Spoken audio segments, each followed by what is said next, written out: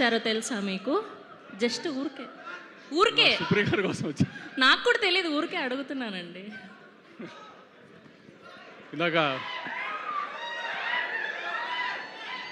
స్వప్నాక చెప్పినట్టు సుప్రియ గారు అందరినీ ఇప్పుడు దాకా సినిమాలు ఇంత కష్టపడి తీస్తున్నారు, ఇన్ని రోజులు తీస్తున్నారు అని మమ్మల్ని క్లాసులు పీకి 2 ఏళ్ళు సినిమా తీసి ఎన్ని కష్టాలు పడ్డారో చూద్దామని అందరం యాక్చువల్లీ బ్యాక్ స్టేజ్లోనే ఎంజాయ్ చేస్తున్నాం. ఇందా నుంచి బ్యాక్ బెంచ్ స్టూడెంట్స్ లాగా ఆవిడని కామెంట్ చేస్తూ 2 ఇయర్స్ సినిమా తీసి 147 వర్కింగ్ డేస్ వర్క్ చేసింది.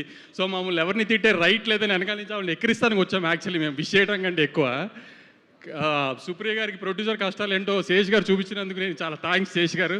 ఆవిడ ఊరికే మా అందరికీ క్లాస్ మీరు హీరోలందరినీ నెత్తినెక్కించుకుంటున్నారు, ఇది ఏదైనా క్లాసులు పీకుతుంది మాకు. మీరు ఒక 2 సంవత్సరాలు ఆవిడ హింస పెట్టినందుకు చాలా థ్యాంక్స్ అండి. ఆవిడకి తెలియాలి కదా హీరోలతో సినిమాలు తీస్తే ఎంత కష్టంగా ఉంటుందో. వాళ్ళ తమ్ముళ్ళతో వాళ్ళ మావయ్య గారితో సినిమా తీసి ఏం నొప్పి తెలియలేదు ఆవిడకి. బయట హీరోలతో తీస్తే ఎలా ఉంటుందో తెలుస్తుంది కదా ఆవిడ. అయినా మీరు మా అందరి క్లాసులు పీకి ఫైనల్గా సినిమా తీసినందుకు మీకు ఖచ్చితంగా హిట్ రావాలని గట్టిగా కోరుకుంటూ, మీరు త్వరలో ఇంకా బయట హీరోలతో సినిమాలు తీసి మాలా కష్టపడాలని కోరుకుంటున్నాను. థ్యాంక్ యూ వంశీ గారు, థ్యాంక్ యూ.